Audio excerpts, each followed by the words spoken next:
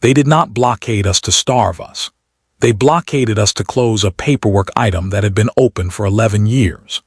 The Corvid hegemony's total access restriction arrived as a single administrative bulletin, translated by a system that rendered the phrase dependent trade node with the same weary indifference a utility company uses for a service address it plans to disconnect. Effective immediate, all charted hyperlane access to and from the system designated SOL is suspended pending resolution of Territorial Dispute 4471. This action is classified as routine enforcement, not hostile engagement. Beneath it, in smaller script, the line the analysts nearly filed as boilerplate.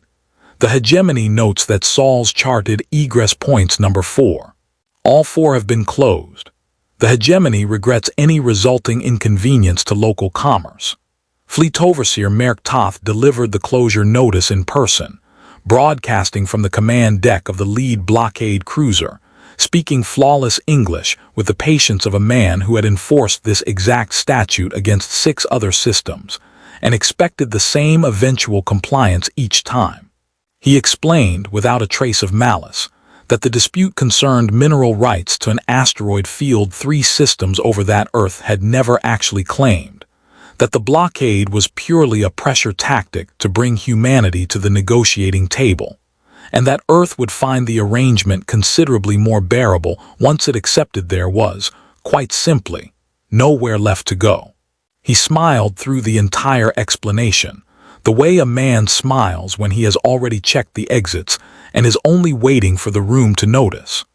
There was a long silence in the Solar Defense Coordination Center after the transmission ended. It lasted the better part of a minute, which is a long time to sit in a room and watch 4 green indicators on a hyperlane map turn red one at a time. Dr. Priya Ashworth broke it. She had spent the entire broadcast not looking at Toth's face, but at the chart behind him, a hyperlane topology she had spent 9 years insisting was incomplete. Pull the original 1998 Deep Space Survey, she said, not the hegemony's chart. Ours. Nobody in the room understood why a survey older than the hegemony's own charted routes would matter now. Most of them had forgotten it existed. Priya Ashworth was not a fleet officer, and she had never wanted to be treated like one. She was an orbital cartographer who had spent 9 years arguing, to a shrinking list of funding committees, that the 4 egress points the hegemony's charts recognized were not the only paths out of Sol's gravity well, merely the only ones the hegemony had bothered to survey after annexing the region. Her own research, built from decades-old unmanned probe telemetry nobody had digitized properly, suggested a 5th corridor, a gravitational shear lane threading between 2 outer gas giants that no modern navigation system flagged as viable.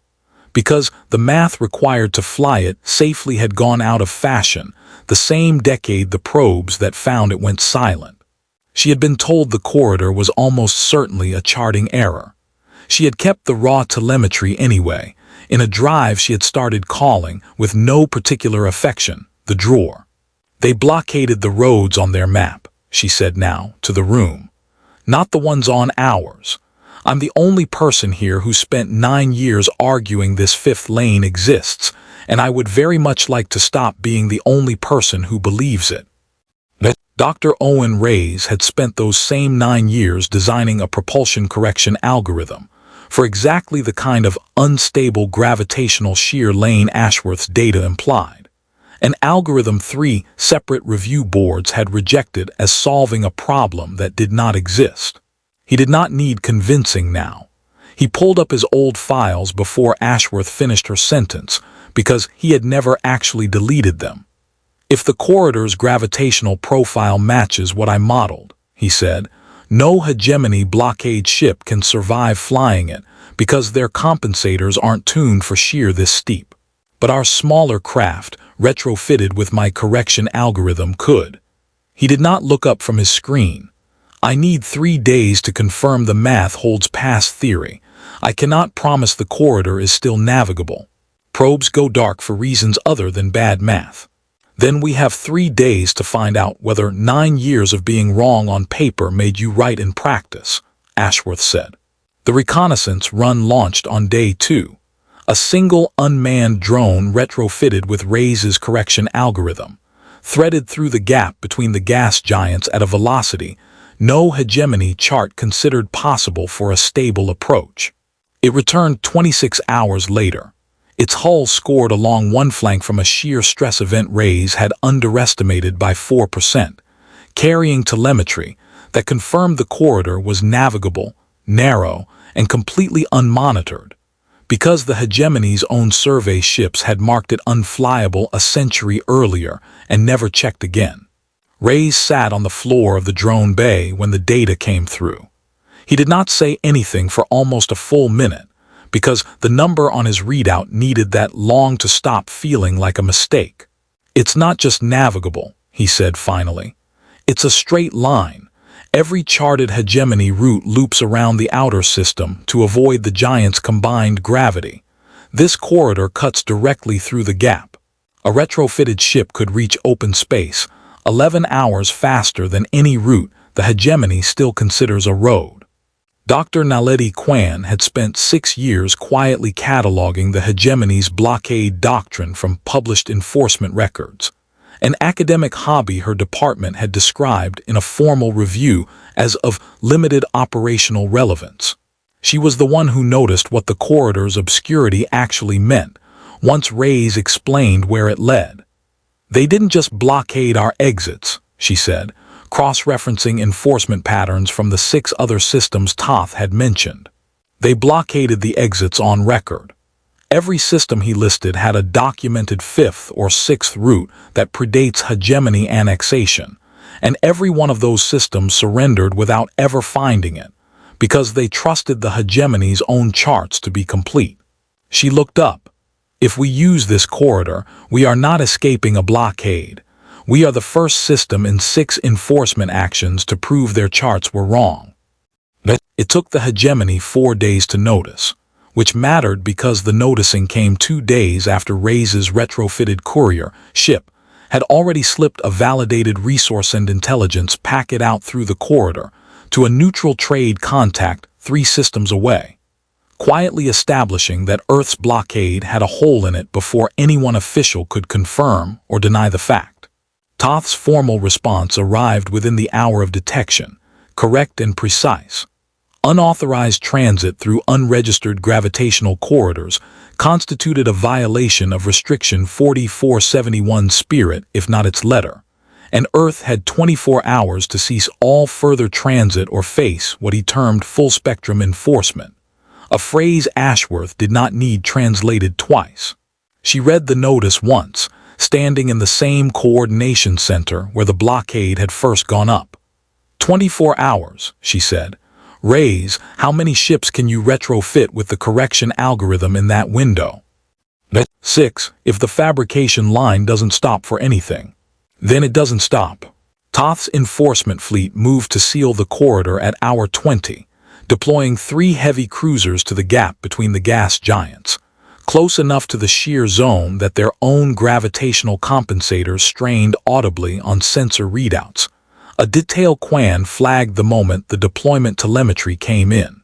The cruisers held position at the mouth of the corridor, blocking the straight route and forcing any traffic back onto the hegemony's own looping charted paths, precisely as enforcement doctrine required.